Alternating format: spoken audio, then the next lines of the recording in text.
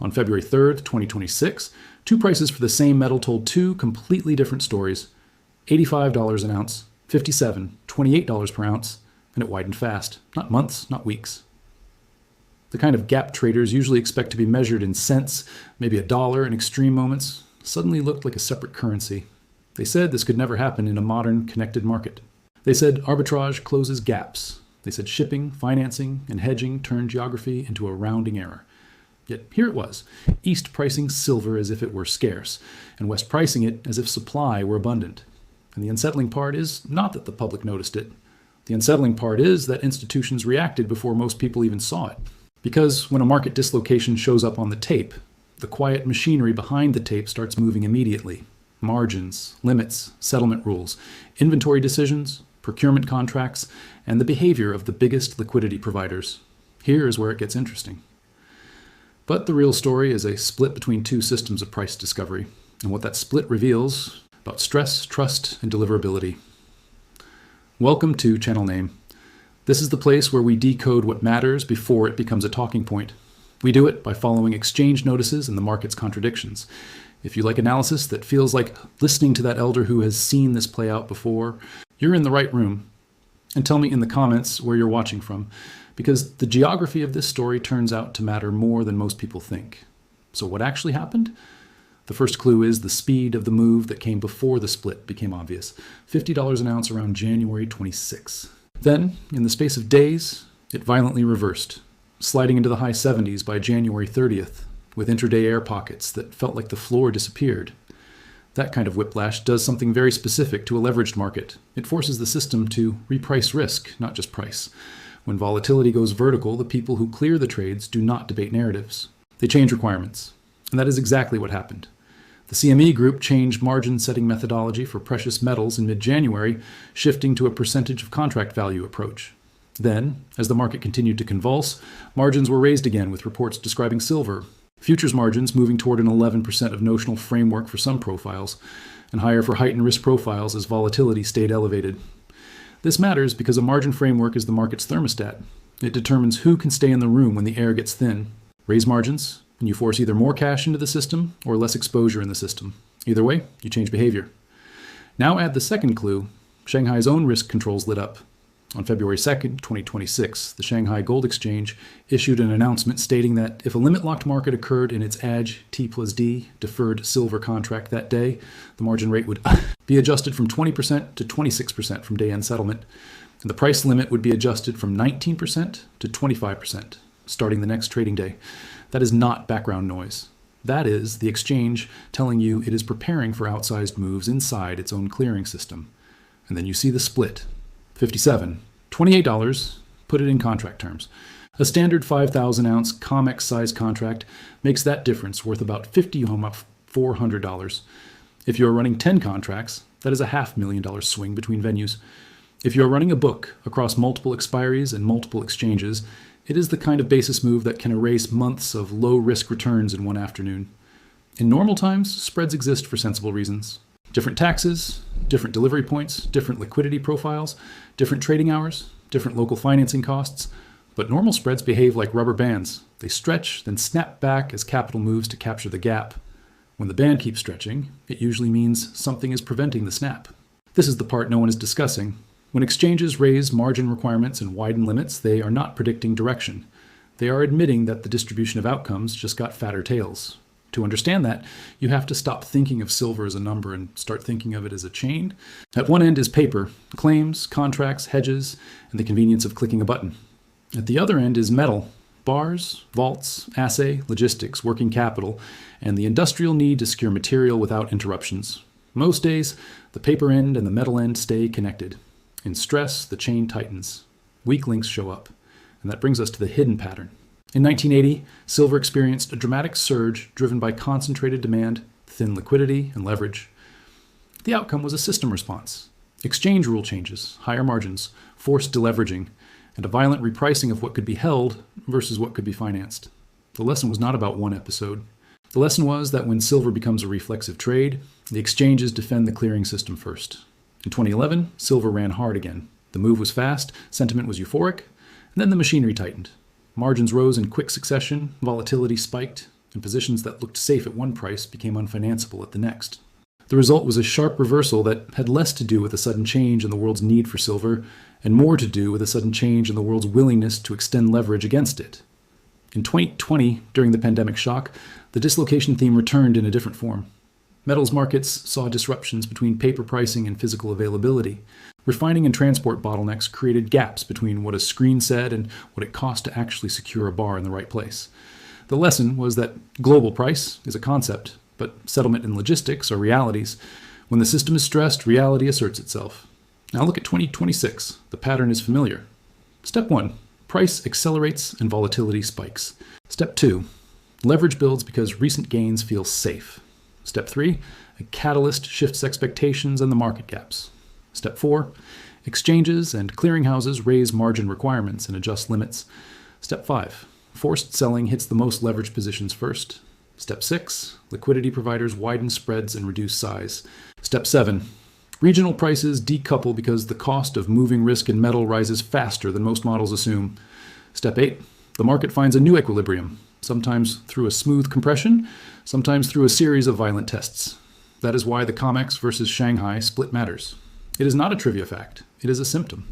And symptoms tell you what the body is dealing with. So who is moving first? Start with the exchanges, because they sit at the center of the clearing system. The Shanghai Gold Exchange, by signaling potential margin increases on AG T+D, is doing what every exchange does in stress, forcing more collateral into the system so that a bad day does not become a failed settlement day. In practice, that means leveraged participants must either post more cash or reduce exposure. It is a blunt tool, but it is effective. On the Western side, the CME Group's shift to percentage-based margin setting for precious metals is the same kind of message, expressed in a different framework. When margins scale with contract value, a rally automatically demands more collateral, and a sell-off can still demand more collateral if volatility is high. That is how you stop a market from turning into a one-way street driven by under-collateralized positions. Then there are the banks and large dealers who make markets across venues. They care less about the narrative and more about the balance sheet. Their first instinct is to manage basis risk. The risk that two prices you assumed would move together stop moving together. Basis risk is quiet until it explodes, and then it becomes the only thing anyone talks about. Basis risk is easiest to picture as a broken promise between two prices you assumed were linked. If you hedge in one venue while sourcing in another, a 12% gap means your hedge no longer matches your exposure. In calm markets, that mismatch is tiny. In stress, it becomes the story. Next are the proprietary trading firms and commodity funds that run short-term strategies. Many of these strategies assume that spreads mean revert. They harvest small differences between venues, between futures months, between spot and forward. When spreads widen beyond historical bands, those strategies can go from steady to unstable quickly, because the position sizes are built on the assumption that the worst-case move is limited. A $10 silver premium is exactly the kind of move that breaks that assumption. Then come the industrial users, and they matter more than most discussions admit. For them, silver is not a symbol, it is an input. Electronics, solar, brazing alloys, chemical catalysts, medical equipment, and a long tail of manufacturing processes use silver because it does what few metals can do. Industrial buyers can tolerate price volatility. What they cannot tolerate is supply uncertainty. If the venue closest to their supply chain is printing a large premium, that is a signal that nearby demand is paying up for certainty. That can shift buying forward, change inventory buffers, and create a feedback loop where the premium itself becomes a reason to secure supply sooner. Finally, there are the regulators and policy stewards who care about stability. They do not need to pick a side to influence outcomes. By approving margin changes, monitoring position limits, and coordinating with exchanges, they can change the market's temperature without ever touching a single ounce. In every major commodity disruption, the story you see in the price is always accompanied by a quieter story in the rules. Now connect the dots through timing. When spreads are small, liquidity providers can hedge almost automatically.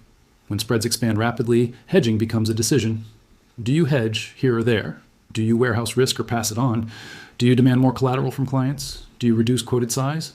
Every one of those decisions reduces liquidity right when the public expects liquidity to be infinite. That is how a price split becomes self-reinforcing. The wider it gets, the more capital is required to arbitrage it safely. The more capital required, the fewer participants can do it. The fewer participants can do it, the wider it can get. But the dislocation is not just a trading story. It is a story about what each price is actually pricing. The Western reference price is heavily shaped by futures liquidity. It reflects hedging demand, speculative positioning, the constant churn of contracts. In that environment, supply is often the supply of contracts, not the supply of bars. And because most contracts are offset before delivery, the system can clear enormous volumes without moving a single ounce. That is not a flaw. It is a design feature. It lets miners hedge and lets manufacturers lock costs. But in stress, it can confuse observers because the price can move on positioning and collateral constraints even when the physical world changes slowly. Shanghai's pricing, especially when premiums appear, is more directly tied to demand that wants exposure in a framework closer to physical settlement and local constraints. That does not make it truer by definition, but it does make it sensitive to different frictions. Import rules, local financing costs, warehouse availability, and the urgency of nearby buyers. When those two systems disagree by more than $10 per ounce, you have to ask what friction is doing the separating. Start with the most practical friction. Time. Moving metal is not instantaneous. Even if an arbitrage exists on paper, you must source acceptable bars, confirm specs, arrange transport, insure it, clear it through the relevant channels, and arrive within a settlement window that matters. When volatility is extreme, time becomes a cost. The price you lock today might not be the price you can deliver against tomorrow. Then there's the friction of form. Not every ounce is interchangeable the moment you need it. Deliverable bars have specs, warehouses have approved lists, refineries have queues. In calm markets, these details are footnotes. In stressed markets, these details become the bottleneck. If one venue's deliverable form is tighter than another's, you can have a global price on a screen and a local price for the form that clears. Then there is the friction of money. Arbitrage is not just buying here and selling there. It is carrying inventory, posting margin, and managing currency and interest rate exposure. If an exchange raises margins, it directly increases the cost of carrying positions. A potential move from 20% to 26% margin is not cosmetic. It changes the cash demands of traders overnight. And if the Western side is simultaneously tightening with percentage-based margin methodologies and higher notional requirements, the combined effect is that the risk-free spread trade becomes cash-hungry and risk-heavy. Now add a subtle friction that most people miss: trust in settlement paths. In a calm market, participants assume that if they need to convert exposure into delivery, the system will accommodate them. In a stressed market, participants start asking different questions. How crowded is delivery demand? How much registered metal is available relative to open interest?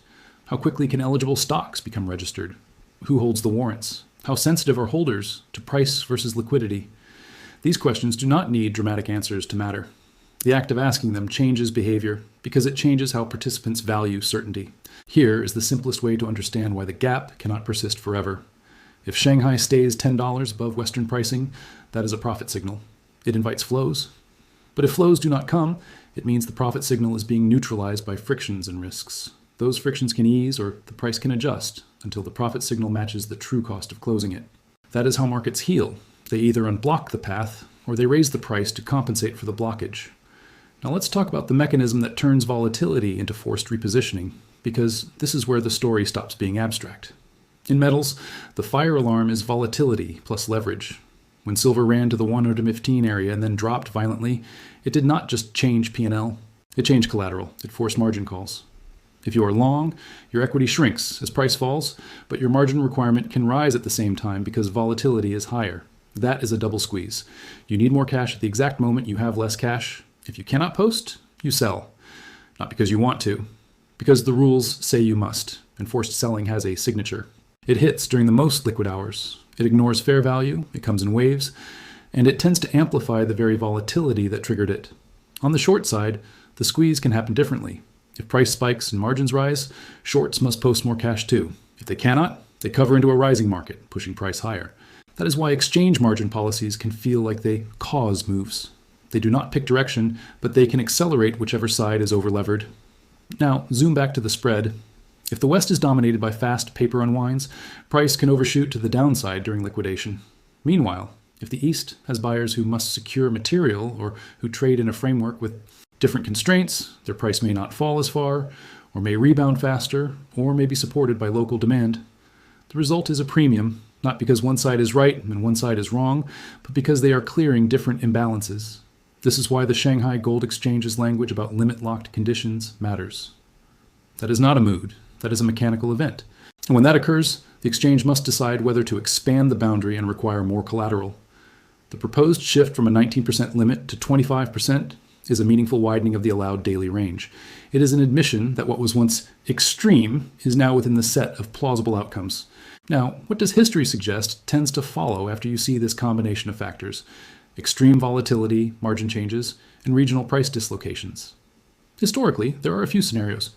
In a conservative scenario, volatility cools, margins normalize, and the premium compresses because arbitrage becomes viable again.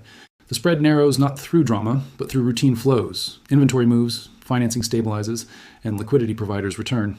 In a moderate scenario, the premium compresses through a repricing of the global reference as participants demand a higher price to compensate for deliverability risk and basis risk.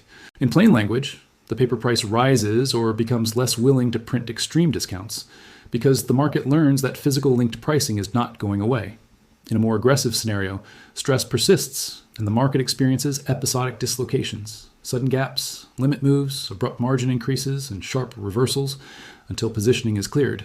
And the system finds a level where leverage is lower and liquidity is deeper. In that scenario, the path is not smooth. It is lurching. The key is not predicting which day does what. The key is recognizing the regime. So what do you watch? Watch the premium itself across multiple sessions. A one-day premium can be technical. A premium that persists is information. Watch for additional exchange notices, because exchanges tell you when they are uncomfortable. Watch margin changes and the language around heightened risk, because that language signals that the clearing system is protecting itself. Watch indicators of deliverability stress, like increased interest in converting exposure into deliverable claims, and watch whether inventories appear sticky, mobile, or suddenly scarce where they matter. Also watch the narrative drift. Early narratives tend to blame a single headline. Later narratives tend to admit structure. The market does not need a conspiracy to create a dislocation. It only needs a mismatch between paper liquidity and physical urgency under tightened collateral rules. Now comes the divide. There are people who look at silver and see a line on a chart, and there are people who look at silver and see the integrity of a settlement chain. The difference is not intelligence, it is attention. The market has always paid the highest rewards to those who watch the plumbing, because the plumbing moves before the headline does. When institutions move first, it is not because they are smarter. It is because they are closer to the points of failure. They are the ones posting collateral, managing delivery, and absorbing basis risk. Retail participants usually arrive when the story is already packaged, when volatility has already been priced, and when the easiest opportunities have already been transformed into hard trade-offs. A price split between COMEX linked references and Shanghai pricing is a message.